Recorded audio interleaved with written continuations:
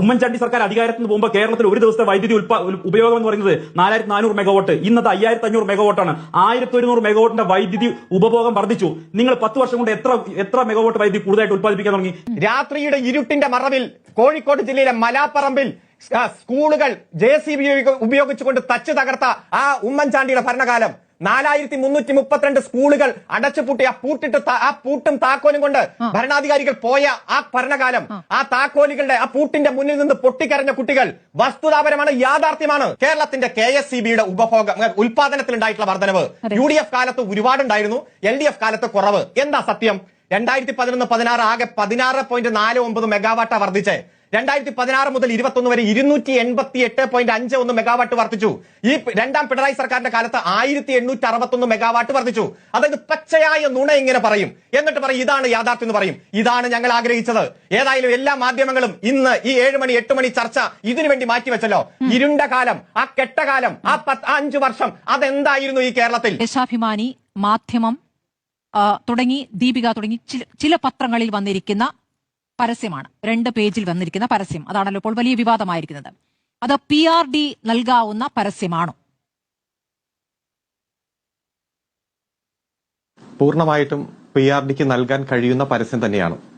ബജറ്റിൽ കൃത്യമായി പബ്ലിക് റിലേഷനുമായി ബന്ധപ്പെട്ടുകൊണ്ടുള്ള ഹെഡിൽ പണം മാറ്റിവെക്കുകയും തെരഞ്ഞെടുപ്പിന്റെ അനുബന്ധിച്ചോ അല്ലാതെയോ ഗവൺമെന്റിന്റെ നേട്ടങ്ങൾ കൃത്യമായി അഡ്വർടൈസ് ചെയ്യാൻ, ജനങ്ങളെ അറിയിക്കുവാനുള്ള ഉത്തരവാദിത്വം PRDക്കുണ്ട്. ഇന്ന് വന്നിരിക്കുന്ന പരസ്യത്തിൽ താങ്കൾ വായിക്കാത്ത ഒരു വാചകമുണ്ട് ഏറ്റവും താഴെ. 10 വർഷങ്ങൾക്ക് മുമ്പ് മലയാള പത്രത്തിൽ നിറഞ്ഞു നിന്ന വാർത്തകൾ കൊണ്ട് രൂപപ്പെടുത്തിയ 1-ാം പേജാണിത്. ഇതിലെ വാർത്തകൾ വസ്തുതാപരവും രൂപകൽപ്പന പ്രതീകാത്മകവുമാണ്. അതുപോലെ തന്നെ ഒരു കോളത്തിൽ ഈ പേജ് കേരള സർക്കാർ ഇൻഫർമേഷൻ ആൻഡ് പബ്ലിക് റിലേഷൻസ് വകുപ്പിന് വേണ്ടിയിട്ടുള്ള സർഗാത്മക പരസ്യ ആവിഷ്കാരമാണ്. പത്രത്തിന്റെ എഡിറ്റോറിയലുമായിട്ട് ഇതിന് ബന്ധമില്ല. ഇത്തരത്തിൽ പരസ്യം കൊടുക്കുന്നതിന് ഈ നാട്ടിലെ രാജ്യത്തെ ഒരു നിയമവും വിലക്കുന്നില്ല. ബഹുമാനപ്പെട്ട പ്രതിപക്ഷ നേതാവും മുൻ പ്രതിപക്ഷ നേതാവും നിയമലംഘനം, റൂളുകളുടെ ലംഘനം എന്നൊക്കെ പറയുമ്പോൾ ഏത് നിയമത്തിന്റെ ലംഘനം, ഏത് റൂളിന്റെ ലംഘനം എന്ന് സൂചിപ്പിക്കുന്ന സാഹചര്യം ഉണ്ടായിട്ടില്ല. ഏത് തരത്തിലും അവർക്ക് നിയമപരമായിട്ട് മുന്നോട്ട് പോകാം. പബ്ലിക് റിലേഷൻസ് വകുപ്പിന് കഴിഞ്ഞ 10 വർഷമായി ഈ കേരളത്തിലെ ഗവൺമെന്റിന്റെ പ്രവർത്തനത്തിന്റെ ഭാഗമായിട്ടുള്ളതായ നേട്ടം, ആ നേട്ടത്തെ മുൻകാല ഗവൺമെന്റുകളുടെ കോട്ടങ്ങളുമായി താരതമ്യപ്പെടുത്തുന്നതിൽ ഒരു നിയമപരമായിട്ടുള്ള പിശകുമില്ല. ശരി, ഞാൻ അങ്ങേക്ക് ചിലത് വായിച്ചു കേൾപ്പിക്കാം. All India service conduct rules 1968, rule number 7.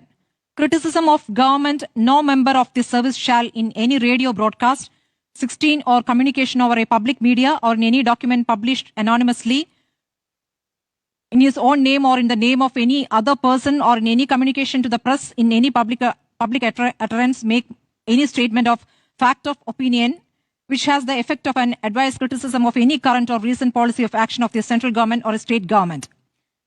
Also section 356 of the BNS Act പ്രകാരം പറയുന്നത് ഇത്രയും ചട്ടങ്ങൾ കോടതി വിധിയുടെ രൂപത്തിലും PRD ചട്ടവുമായി നിൽക്കുമ്പോൾ സർക്കാരിന്റെ നേട്ടങ്ങൾ വിശദീകരിക്കുന്നു എന്നതിനപ്പുറം മുൻ സർക്കാരിനെ ഇകഴ്ത്താൻ എങ്ങനെ കഴിയും അഡ്വക്കേറ്റ് അരുൺകുമാർ, PRD ഡയറക്ടർ?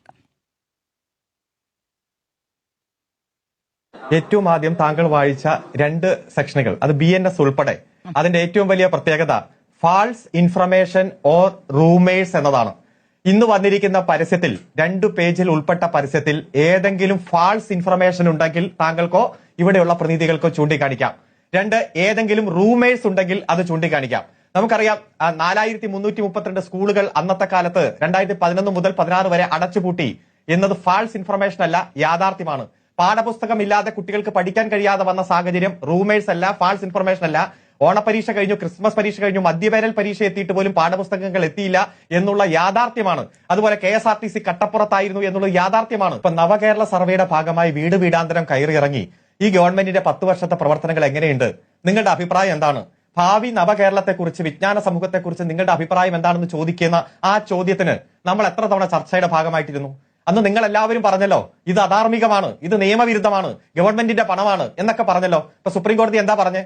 ഒരു ഗവൺമെന്റ് ചെയ്തുകൊണ്ടിരിക്കുന്ന പ്രവർത്തനങ്ങളെ കുറിച്ച് ആ ഗവൺമെന്റിന്റെ ജനങ്ങളോട് ചെന്ന് ചോദിക്കുവാനും മനസ്സിലാക്കുവാനും എല്ലാ അധികാരമുണ്ട്. അതിന് ഈ രാജ്യത്തെ ഏത് നിയമമാണ് തടസ്സം? ധൈര്യമായി സർവേയുമായിട്ട് മുന്നോട്ട് പോകാൻ പറഞ്ഞില്ലേ? ഇവിടെ ഡേറ്റ മുഖ്യമന്ത്രി ഒരു മെസ്സേജ് അയക്കുന്നു. ഏതാ മെസ്സേജ്? ഈ ഗവൺമെന്റുമായി ബന്ധപ്പെട്ടുകൊണ്ട് DA കുടിശ്ശിക കൊടുത്തിരിക്കുന്നു എന്നുള്ള വിവരം. അതുമായി ബന്ധപ്പെട്ടുകൊണ്ടും കോടതി ചില സംശയങ്ങൾ ചോദിച്ചു. നമ്മൾ ചർച്ചയുടെ ഭാഗമായിട്ടിരുന്നല്ലോ. ഇന്നും അതേ കോടതിയിൽ നിന്ന് കമന്റ് വന്നല്ലോ. ഒരു ഗവൺമെന്റിന് ആ ഗവൺമെന്റിന്റെ തീരുമാനങ്ങളും നിർദ്ദേശങ്ങളും ആ ഗവൺമെന്റിന്റെ സാധാരണക്കാരായി ജനങ്ങളെ അറിയിക്കുന്നതിൽ എന്താണ് തെറ്റ്? ഇതൊക്കെ നിങ്ങൾ നിയമവിരുദ്ധ ഒന്ന് പറയട്ടെ, ഈ പ്രതിപക്ഷ നേതാവും മുൻ പ്രതിപക്ഷ നേതാവും ഏതെങ്കിലും ഒരു നിയമവിരുദ്ധത കണ്ടെങ്കിൽ ഇന്ന് ഏതെങ്കിലും ഒരു പോലീസ് സ്റ്റേഷനിൽ കൊണ്ടുപോയി BNSന്റെ നിയമലംഘനമല്ലേ, പഴയ IPCയുടെ നിയമലംഘനമല്ലേ, പോയി എന്തിനാ ഒരു പരാതി കൊടുക്കാത്തത്? കൊടുക്കാമായിരുന്നല്ലോ ഏതെങ്കിലും തരത്തിൽ. ഇതിവിടെ പൊളിറ്റിക്കൽ ന്യൂട്രാലിറ്റി തന്നെയാണ്. ഒരു രാഷ്ട്രീയപരമായിട്ടുള്ള പാർട്ടിയെയും കുറ്റപ്പെടുത്തിയിട്ടില്ല. ഈ ഗവൺമെന്റ് വരുമ്പോൾ എന്തായിരുന്നു, ഇപ്പോഴെന്താണ്? ദേശീയപാത അതോറിറ്റി അടച്ചുപൂട്ടിയ സ്ഥിതിയാണോ ഇപ്പോ? ദേശീയപാത പണി പൂർത്തീകരിച്ചുകൊണ്ടിരിക്കുന്നു. ഗെയിൽ പൈപ്പിന് പദ്ധതി ഉപേക്ഷിച്ചു പോയ സാഹചര്യമായിരുന്നു അന്ന്.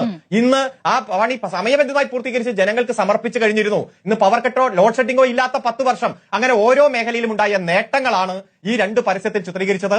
ഇതിൽ സംബന്ധിച്ച് സ്മൃതി ചില സുപ്രീം കോടതി വിധികളും നിലവിലുള്ള ചട്ടങ്ങളൊക്കെ ഉദ്ധരിച്ചു. അപ്പൊ അതൊന്നും ഞങ്ങൾ തെറ്റിച്ചിട്ടില്ല. ഞങ്ങളെല്ലാം നിയമപരമായി കൃത്യമായിട്ടാണ് ചെയ്യുന്നത് എന്നുള്ളതാണ് അവരുടെ അവകാശവാദം. കോൺഗ്രസിന്റെ പ്രതിനിധി വലിയ നിയമപ്രശ്നം ഉണ്ടെന്ന് പറഞ്ഞു. താങ്കൾ വായിച്ച പ്രശ്നങ്ങളൊക്കെ ഗൗരവമാണെന്നാണ് കോൺഗ്രസ് പ്രതിനിധി പറഞ്ഞത്. എന്നാൽ രാഷ്ട്രീയ നിരീക്ഷകനായ ശ്രീ ജോർജ് പൊടിപ്പാര പറഞ്ഞത് ധാർമ്മികതയുടെ പ്രശ്നം, രാഷ്ട്രീയ മര്യാദയുടെ പ്രശ്നം, നൈതികതയുടെ പ്രശ്നം എന്ന നിയമപരമായിട്ടുള്ള പ്രശ്നം എന്ന് പറഞ്ഞിട്ടില്ല. ഞാൻ ആധികാരികമായിട്ട് പറയുന്നു, പ്രസ് കൗൺസിൽ ഓഫ് ഇന്ത്യയുടെ ഗൈഡ് ലൈൻസ്, കൃത്യമായി അഡ്വർടൈസിംഗ് സ്റ്റാൻഡേർഡ് കൗൺസിൽ ഓഫ് ഇന്ത്യയുടെ എല്ലാ തരത്തിലുള്ള നിയമം, ഉപഭോക്തൃ സംരക്ഷണ നിയമം, ഇതെല്ലാം പാലിച്ചുകൊണ്ടുള്ള ഒരു പരസ്യമാണ് ഇന്ന് പത്രത്തിൽ വന്നത്. അവസാനം പറഞ്ഞതുപോലെ ഇവിടെ പലതവണ സൂചിപ്പിച്ചു, പഴയ സർക്കാർ മോശം എന്ന് പറഞ്ഞില്ലേ, അല്ല ഞാൻ ചോദിക്കുകയാണ്, അങ്ങ് പത്രത്തിന് പിഴവില്ല എന്നാണോ വിശദീകരിക്കുന്നത്? അടുത്ത പത്രങ്ങൾക്ക് പിഴവില്ല എന്നാണോ? അല്ല, നമ്മൾ പലതവണ പറഞ്ഞല്ലോ. അല്ല, മറ്റുള്ളവർ പറഞ്ഞപ്പോഴൊക്കെ കേട്ടിരുന്ന ആളല്ലേ, കുറച്ച് മര്യാദ എന്നോട് കാണിക്ക്. ഈ പരസ്യം PRD കൊടുത്തതിൽ ഒരു തെറ്റുമില്ല അങ്ങ് പറഞ്ഞല്ലോ. അല്ല, ആയിക്കോട്ടെ. ഇപ്പൊ ഞാൻ പറയുന്നത്, ഞാൻ ഒരു തരത്തിലും താങ്കളോട് തർക്കിക്കാൻ വന്നതല്ല. എനിക്ക് സമയം തന്നില്ലെങ്കിലും കുഴപ്പമില്ല, ഞാൻ വെറുതെ ഇരുന്നോളാം. ഇവിടെ മുൻ സർക്കാർ മോശം എന്നൊരു വാക്കാ പരസ്യത്തിലുണ്ടോ? മുൻ UDF സർക്കാർ എന്നൊരു വാക്കാ പരസ്യത്തിലുണ്ടോ? മുൻ കോൺഗ്രസ് സർക്കാർ എന്നൊരു വാക്കാ പരസ്യത്തിലുണ്ടോ? ഉമ്മൻചാണ്ടിയുടെ ഭരണകാലം എന്ന് ആ പരസ്യത്തിലുണ്ടോ? അബ്ദുൾ റബ്ബിന്റെ ഭരണകാലം എന്ന ആ പരസ്യത്തിലുണ്ടോ? ഒന്നുമില്ല. ആ പരസ്യത്തിൽ ആകെയുള്ളത് 10 വർഷങ്ങൾക്ക് മുമ്പ് മലയാള പത്രങ്ങളിൽ നിറഞ്ഞു നിന്ന വാർത്തകൾ കൊണ്ട് രൂപപ്പെടുത്തിയ 1-ാം പേജാണിത്. മലയാള പത്രങ്ങളിൽ നിറഞ്ഞു നിന്ന വാർത്തകൾ കൊണ്ട് രൂപപ്പെടുത്തിയ പേജാണ്. അന്ന് വന്ന മുഴുവൻ വാർത്തയും എടുത്തു കാണിക്കാം, ആർക്ക് സംശയമുണ്ടെങ്കിലും. ഏത് പോലീസ് സ്റ്റേഷനിൽ കൊണ്ടുപോയി നിങ്ങൾ പരാതി കൊടുത്താലും, ഏത് കോടതിയിൽ ഇത് നിങ്ങൾ ചലഞ്ച് ചെയ്താലും, കോൺഗ്രസിനെ വെല്ലുവിളിക്കുന്നു, BJPയെ വെല്ലുവിളിക്കുന്നു, ഈ നാട്ടിലെ ആരെയും വെല്ലുവിളിക്കുന്നു. നിങ്ങൾ കൊണ്ടുപോയി കേസ് കൊടു, നിങ്ങൾ കൊണ്ടുപോയി കേസ് കൊടു. ആ കേസ് കൊടുത്താൽ 10 വർഷങ്ങൾക്ക് മുമ്പ് കേരളത്തിന്റെ വിവിധ പത്രങ്ങളിൽ വന്ന വാർത്തയാണ് ഇത് എന്ന് അന്നത്തെ പത്രം കാണിച്ച് തെളിയിക്കാൻ ഞങ്ങൾക്ക് കഴിയും. 10 വർഷങ്ങൾക്ക് മുമ്പ് വന്ന കുഴപ്പങ്ങൾ പറയലല്ല PRDയുടെ ചോദ്യം എന്നുള്ളതാണ് ഞാൻ ഊന്നുന്ന കാര്യം. എല്ലാവരും ചട്ടവും നിയമവും പറയണമെന്നില്ല. അഡ്വക്കേറ്റ് അരുൺകുമാർ, അല്ലല്ല, ജോർജ് പൊടിപാറയ്ക്ക് അദ്ദേഹത്തിന്റെ ഊന്നൽ പറയാം. ഞാൻ എന്റെ ചോദ്യം ചട്ടം വായിച്ചുകൊണ്ടാണ് അങ്ങോട്ട് ചോദിച്ചത്.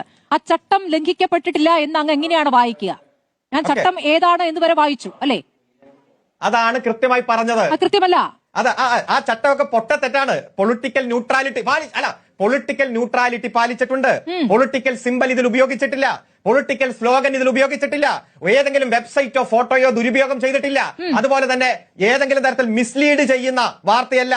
അതുപോലെ തന്നെ റൂമേഴ്സ് അല്ല, ഫാൾസ് ഇൻഡ്യൂസ്മെന്റ് ഇതിലില്ല, ഫാൾസ് സ്റ്റേറ്റ്മെന്റ് അല്ല. ഒറ്റ കാര്യം കൂടി ഞാൻ വായിക്കാം. എന്താ പറഞ്ഞേ? ഇതിലെ വാർത്തകൾ വസ്തുതാപരമാണ്. ഏതെങ്കിലും തെറ്റായ വാർത്തയോ ഏതെങ്കിലും റൂമേഴ്സോ ഏതെങ്കിലും വസ്തുതാവിരുദ്ധമായ കാര്യങ്ങൾ പരസ്യ രൂപേണ സൂചിപ്പിച്ചിട്ടുണ്ടെങ്കിലോ, ഒരു കാര്യം പരസ്യമാണെന്ന് കൃത്യമായി രേഖപ്പെടുത്താതെ പബ്ലിഷ് ചെയ്താലാണോ തെറ്റ്?